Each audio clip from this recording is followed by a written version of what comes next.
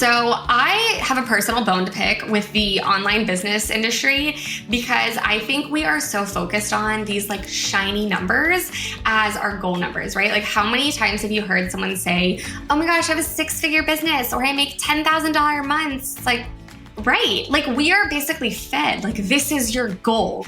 But who's to say that actually gives me the lifestyle I want to live? Who's to say that big shiny number that looks good on paper means anything for me? Hello, friends. It is Sarah, the host of Tiny Marketing, and today we're talking about something a little bit different. I mean, if you listen to this show, you know we're all about marketing when you have a tiny team and tiny resources. But today, we are actually talking about finances. Money, money, money. And I am talking to Christy Bowie, who has a whole other approach, different than every CPA or bookkeeper that I have ever talked to when it comes to money. So she is actually talking to those solopreneurs whose business is really tied in with their personal expenses. And what she does is she takes a holistic approach to financial planning, bookkeeping, and all that jazz. So I'm really excited about this topic. I have a love-hate relationship with money. I definitely have a lot of issues surrounding it. I am always worried that it's gonna run out or my time has come and no one is going to pay me for my knowledge anymore. That's always a fear of mine. And the way Christy breaks it down, it really doesn't seem like a rational fear, to be honest. It is simple math and reverse engineering how much money we spend in a year and looking at that from the good, better, best perspective.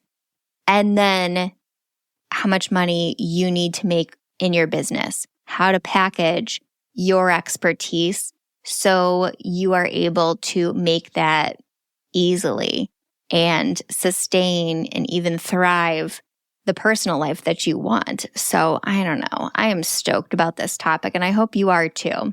So stay tuned. We are about to start our interview with Christy. Can you just tell me a little bit about, like, introduce your business and you, and we could just talk a little bit about the group too. Yeah, so I am the owner and founder of Christy Bowie Financial Solutions, which is my accounting and financial consulting firm. This comes from the basis of, rewind a little bit. So my educational background, I'm a CPA, I have a master's degree in tax, and really had so much formal education around like the business and numbers side, which I think is a very unique background to have going into owning a business. And I did that thing after school where you go work for the big name firms and, working with Fortune 500 companies. And I learned so much about how these people run a business and how they look at their financial statements and really use that to leverage, building wealth for themselves and how the financial journey through a business goes. And so I did that for a few years. Was like, you know what? I really want to make a bigger difference in the lives of smaller business owners who maybe don't have the resources to get this education normally. I was working for these firms. It was like they would bill you like $1,000 an hour to talk to somebody. And so it was really a goal of mine to make this information a lot more accessible. So I then worked at some smaller firms working with smaller companies. And one day I said, I'm ready to go out on my own. I'm ready to make this information accessible, make it relatable. I think that's another thing most people find is a struggle in the financial field. They're like, I talked to somebody and they used jargon. I had no idea what that was. And so really, I just decided to form my business to really make a difference in the lives. I work specifically with women in creative fields, especially who I think are notoriously underserved in the financial segment. So really, really broad way of saying, that's how I got here. And I really just focus on providing financial, tax, and personal finance education. That is awesome. So, That's a whole other little twist on what you usually see with a financial consultant. It's someone who focuses on bookkeeping alone or taxes alone. So you look at it from a holistic perspective. Yeah. And I think the biggest thing, even just this week, I've been talking to people on sales calls and they always say, okay, well, I have my bookkeeper over here and my CPA over here, and I have my personal life over here, but like nobody really understands how they connect with each other.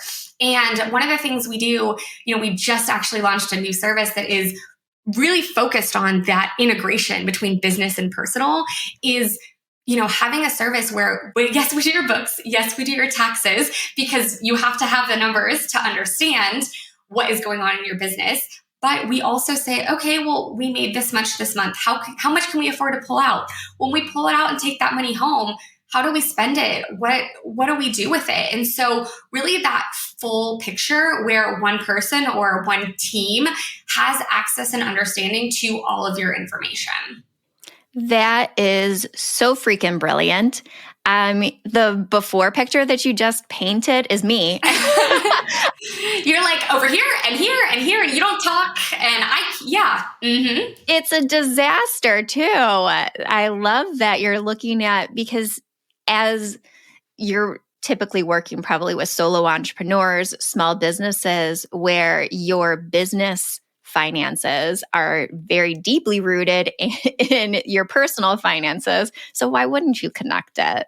Exactly. And not only is it deeply rooted there, sometimes it's emotional to be there, right? And, oh my God, yeah. And just having, if you are feeling emotional about your business, and that also comes into your personal life, and there's so much there to unpack for somebody who is solely reliant on this source of income, but also maybe have some, financial stress. Yeah. So this is probably a newbie question, but you're a CPA. Does that mean that you have to work with people within certain states? No. So actually the cool thing about the CPA license is I believe the word is reciprocal, I think. Maybe I'm using the wrong word. No, I think that's right. My husband works in education and he also has a reciprocal license. Yes. So the great thing about the CPA license is that we are licensed to work in any state. I'm based in Texas, so most of my clients are based in Texas. I am obviously most familiar with Texas law, but I have clients in California, New York, which are some really fun tax states. I have clients in Ohio, Florida. So I do have clients all over the place, which is really fun. Okay. Not asking for me, but I am asking for me. Today, we're talking about financial freedom and how to really integrate your business finances with your personal finances. Let me pull this up. For reverse engineering, which is exactly what I do with marketing, is how much money do you need to bring in? These are the packages that you need to have. And this is the target revenue for the companies that you should be targeting that would feel comfortable paying that. These are the things I think about, and we're going to be talking about it in a so much more fun way when it comes to your finances. So let's dig into that. How do you reverse engineer how much money you need to bring in to have the lifestyle you want? Yeah, so I have a personal bone to pick with the online business industry, because I think we are so focused on these shiny numbers as our goal numbers, right? How many times have you heard someone say, oh my gosh, I have a 6-figure business, or I make $10,000 months? All the time. Right.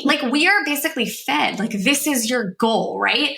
But who's to say that actually gives me the lifestyle I want to live? Who's to say that big shiny number that looks good on paper means anything for me? I may live in a really high cost of living city. I may have lots of debt to pay off, and that big shiny number may not be enough. Or I may live in a really low cost of living city. I may not be solely reliant on this income, and I want to live a slower life. And, pushing to that goal would actually make me miserable, right? So I just think that these generic big shiny numbers we're given are truly mean nothing. So what you have to start by doing is sitting down and saying, okay, number one, from a financial standpoint, what financially do I need to live? And I work with my clients to create something we call a break even. Basically, what is everything we have to pay for in our lives and what does that add up to? So number one, that's going to start with looking into your personal life and seeing how much you spend. And I know for some people, this is going to be like, oh my gosh, I don't even want to know which. Uncomfortable, embarrassing. This month, we are moving. We're going on a European vacation. Like literally has been the most expensive month of my life. And I am in the stage where I'm like, I don't even want to look at my credit cards. So I totally relate. But what you want to do is sit down and look at that. And I really like to look at finances over an annual period. So sit down and say, what is everything you're going to spend in an average year? Because we all know, like I just said, this is a really expensive month for me. I'm taking a vacation to Europe. I am moving, all of that. But that's not going to happen every month. So if I looked at this month, my numbers would be a little off. But on average, we do have a very repeatable cycle year to year. You may have 2 trips or you may have, one big event, whatever that looks like. So sit down and look at what you spend in the average year. I like to use an app called Copilot to help me track that. There's also a lot. There's Mint. You could just look at bank statements, whatever that looks like for you, but really sit down and say, all right, in an average year, what is everything I have to pay for? And you could do it over a cocktail, over a cup of coffee, whatever. You're have a little need money a cocktail. date.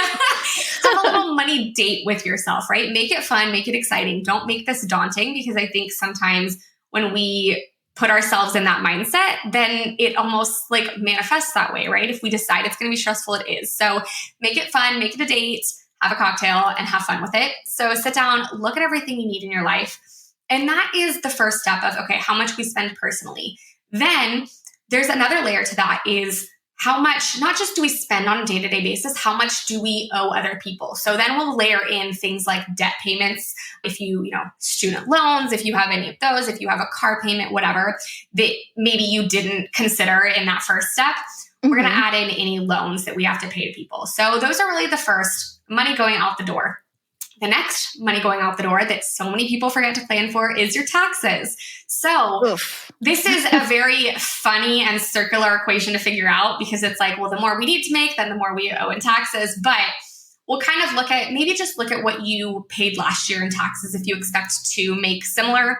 And I don't mean, when I say pay in taxes, I don't mean what you paid in April, because that's just like the additional part. I mean, throughout the whole year. Sometimes people get a little confused on that, but what you owed in taxes the whole year, right? So now we are at layer 3. Number 1 is what we spend day to day. Number 2 is what we owe people, what our debts are. Number 3 is taxes. Then number 4 is, do we have any wish list items or savings, right? How many of you can say you are financially at the point you want to be in your life? And if you were saying that, like, applause to you, but I'm that kind of person that always wants more. I'm like, same. I'm going to add this wish list thing. I'm going to add this. So start with where we're at currently. And then, okay, I want to start saving in my retirement account. I want to start saving, I want to start my own 401k because I can do that as a business owner. So what we want to save and then what our wish list items are. So I want to be able to spend $500 more a month because I want a new car or whatever that looks like for you. So now we have layered on 5 components of basically, when I set it up, it looks like an Excel spreadsheet and we're adding in all the numbers. Then at the bottom, you're going to have a really, really big number that's just going to be what it costs to live. And it's really just as simple as that, right? How much does it cost for us to live the life we want to?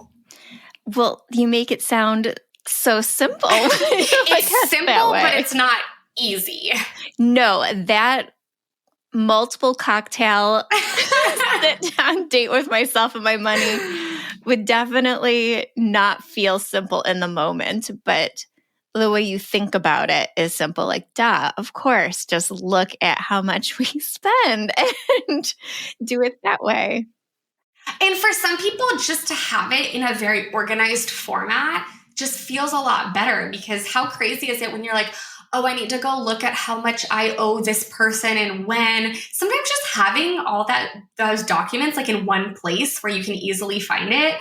I can tell you, if someone asked me to like go dig through, 30 piles of my mail to go look up something, like that would automatically create stress for me, even if the money situation isn't stressful. So, just making it a little bit more organized for yourself also is going to contribute to alleviating some of that stress. Yeah, that makes sense. Then you're going to this one spreadsheet that you have all the information that you need. This is my entire life. Yes, right here.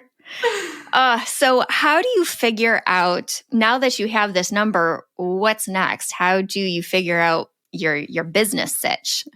Yeah. So the cool thing about that number is, if you're familiar with business financial statements, we have the revenue as the top line, then we have the gross profit is after our cost of goods sold, and then we'll have the net income at the very bottom. That net income is, in theory, distributable income to you, right? How much you could take home. So what we are doing is we are working backwards. If we know that bottom number has to be the number we got from our break even of what it's going to cost us to live, okay, how do we work backwards? So step number one is we are going to add back all of the expenses from our business. And when I say expenses, there are things that are fixed expenses and there are variable expenses. So I'm going to give you an example of this. A fixed expense is going to be something that is, well, fixed. I was trying to think of a different word, the same, month to month. So for example, I have a software subscription that's maybe $100 a month. It doesn't change based on how many clients I have. It doesn't change whenever the other factors change. It is just fixed every single month. So we're going to layer on every single one of those.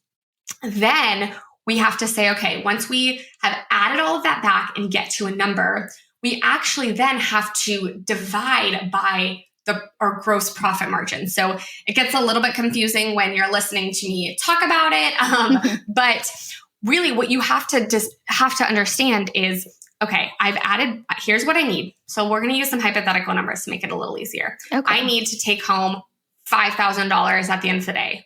Then I have $1,000 in expenses. So what that means is we have to have a gross profit or gross profit of $6,000 to get there. Now, what are all of the expenses that change month to month based on how much revenue we make? The most common one I see here is payment processing fees, right? So we know if you bring in $6,000 in revenue, you're not taking home $6,000, even if you had no expenses, right?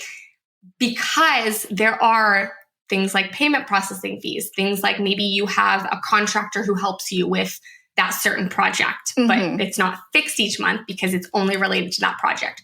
So we actually look at those items as a percentage. Oh. So if we say that your payment processing fee, I know Stripe is like 2.9%. So we actually have to make more than that so that whenever we take out that 2.9%, we get $6,000. So you're going to divide by the cost of your variable expenses to actually determine what that revenue needs to be.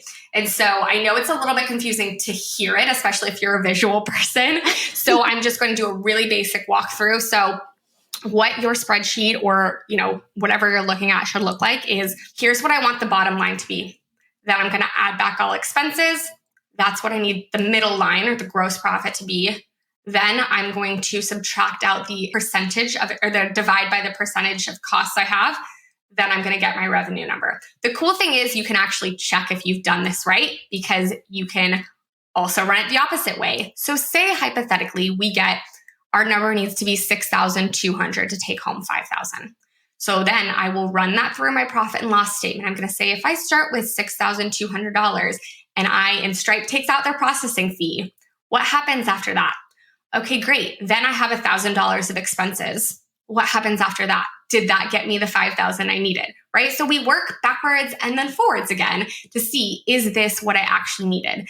And what's so cool about this is really how you get that revenue number that is going to be a meaningful goal for you, instead of just that shiny number that the online business world has told you about.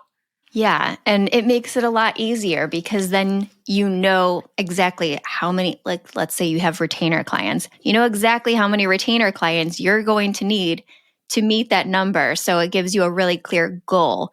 Let's talk about how to structure your business to achieve those goals. Perfect. Yeah. So just like you said, this this process actually allows us to understand what we need in our business, which, just the knowledge is so much power to say, if this is what I need in my revenue goal, how many retainer clients do I need?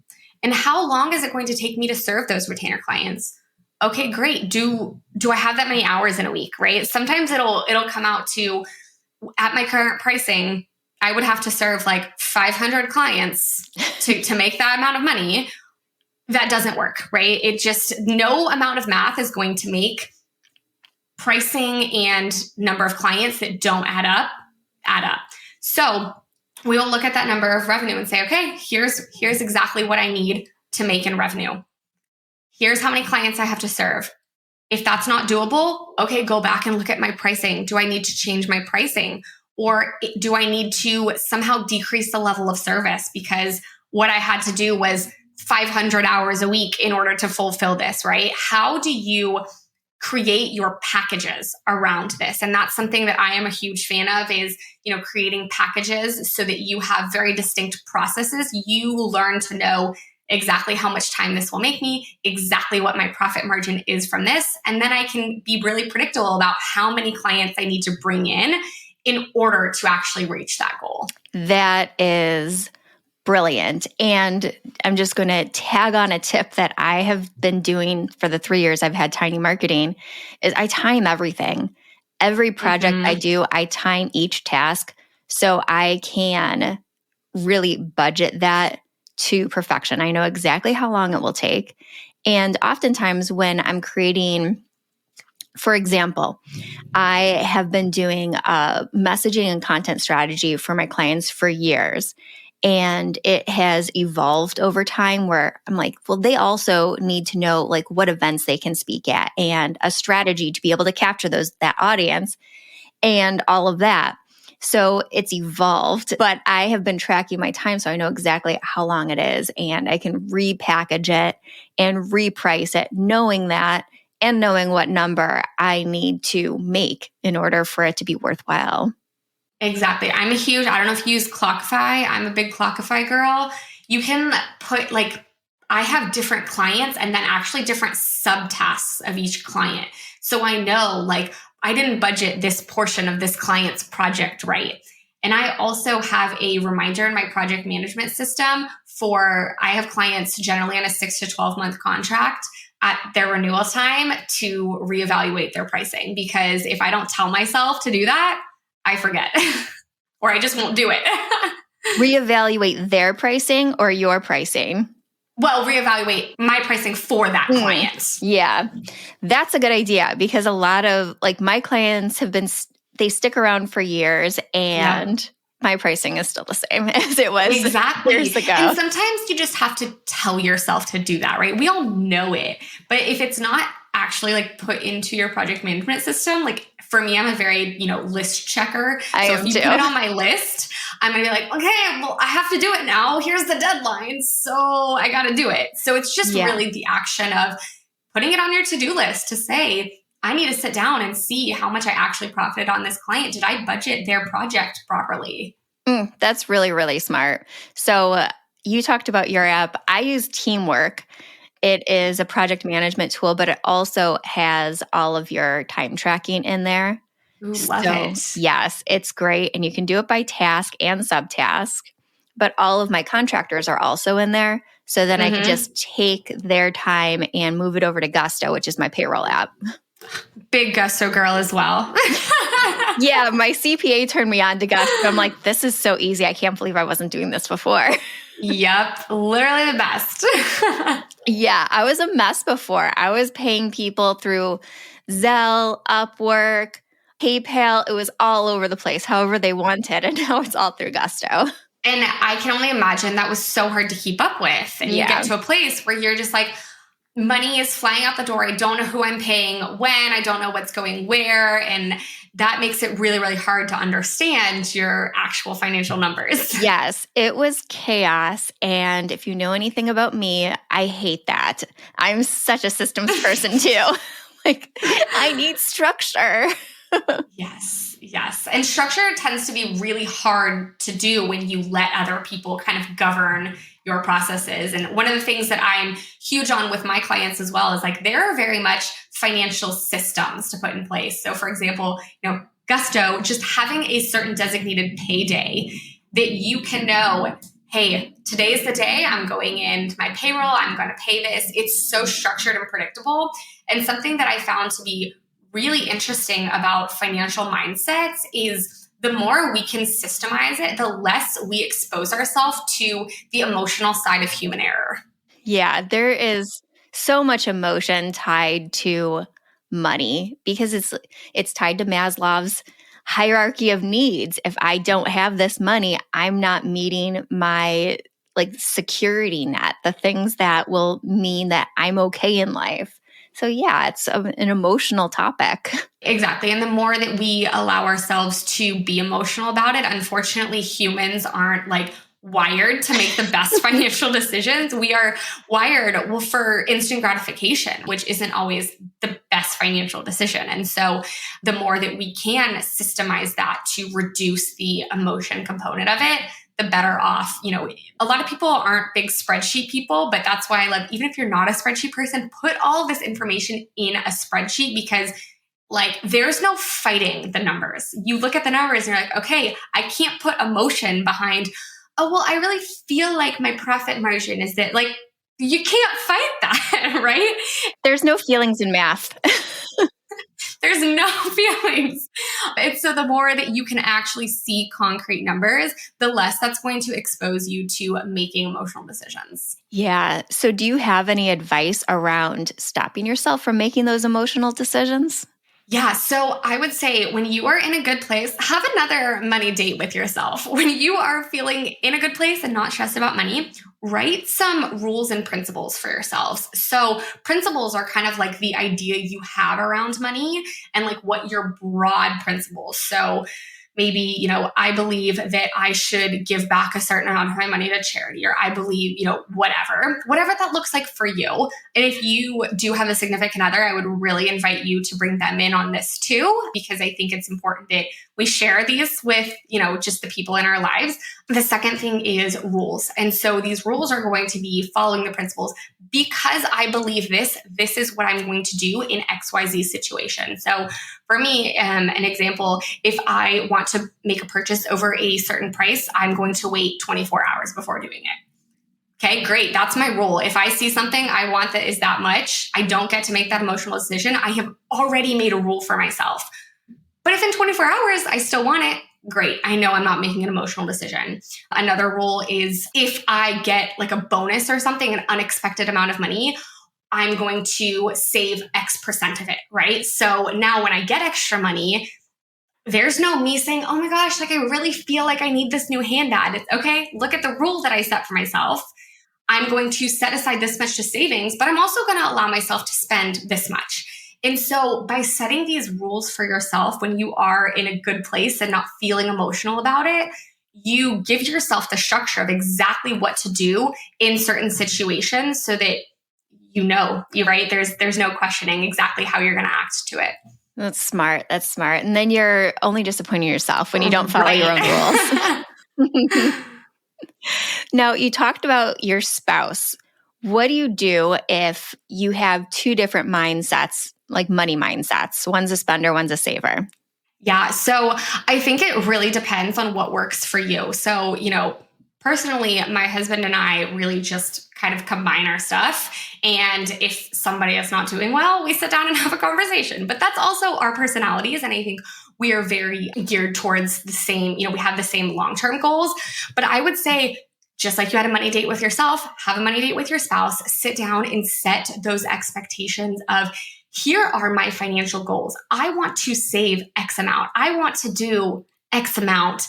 And making sure that they are on the same page about that, because, we all know that if somebody is making a significant amount of money or somebody is spending a significant amount of money, it's just, my biggest thing is just get on the same page, right? Yeah. There's never going to be a perfect result because we know that is there's a lot of tension behind that. and significant others, but making sure that you guys are on the same page about what your goals are and what steps you're going to take to get to your goals. And then throughout the year or throughout whatever time period you have set for yourself, sit down to evaluate, are you making progress towards those steps? So if you say, one of the really common ones I see is, I want to save for a down payment on a house. Great. What steps are we going to do to get there? Okay, I'm going to contribute X amount into this account every single month. Perfect. Now we can't set it and forget it. We have to check in and say, is this actually happening in a few months? If it's not, why not? What can we do to fix it? If it is, great. Can we accelerate our path? Can we change some things? So making sure that you guys are on the same page about the goals, about the process to get there, and then checking in over time. Well, brilliant tips. Thank you. Thank you for joining me today. I am so excited to bring on this topic. I think it's going to resonate with so many people who listen to this show. I was looking at the stats, and I think like 50% are business owners. So this is going to be a topic that they really care about. And they're probably tired of hearing about marketing from me. Money is always so important as a business owner, and just to really understand everything that's going on. Yeah. And that just spins my brain wheels and makes me want to talk more about packaging and how to make sure that you're getting those revenue numbers that you really need. So is there anything that you wanted to talk about that we didn't get a chance to yet? I mean, I feel like we covered so much without, diving into a whole separate topic. But, I would just say the one thing that I've probably emphasized a lot throughout the episode is make this a fun and not intimidating process for yourself. The more that you set yourself up with saying things to yourself like, I'm just bad with money, I can't manage it, I don't understand, this is going to be miserable. It's almost like a self-fulfilling prophecy, right? So whatever your attitude is towards your finances, if that's a negative, find a way to flip that for yourself and make it at least tolerable so that you will have that self-fulfilling prophecy of like, all right, I am capable of handling it. I am good with my money. And you kind of have those beliefs that are going to steer you towards that. I can do hard things. Exactly. And how can people find you and work with you? Yeah, so I am on social media, mostly Instagram and LinkedIn. My Instagram is @It's Christy Bowie, and then my LinkedIn is Christy Bowie CPA, so you can find me there. I do also have a free masterclass. It's called Can My Business Afford This? Really helping you understand the cash inflows and outflows in your business and how to analyze that. So I do have a link to catch that recording on my website as well if you want to see that. Yes, I think, let's see. Yes, you did send it to me. So I will have that in the show notes as well. All right. Thank you. I hope you enjoyed this offbeat episode. It's out of our marketing realm, but I know that so many of you are business owners that listen to this show. And this topic really matters to you. It's a matter of, the Maslow's hierarchy of needs. If you don't meet a financial needs to sustain your life, that feels really scary. And Christy has a way of breaking it down so it's so simple and doable. So here's my action step that I have for you, your tiny, tiny task. I want you to go through your finances and look at what you spent last year. What did you spend last year and what were those categories? Now come up with your good, better, best number. What revenue do you need to make in your business in order to sustain or thrive with the life that you're currently living? So step 2. Now, tiny task number 2 I have for you. Make sure to tell a friend about this show. Please rate, review, and shout about Tiny Marketing from the rooftops and help me get more ears on this podcast. All right, that's all for now, and I will see you next time.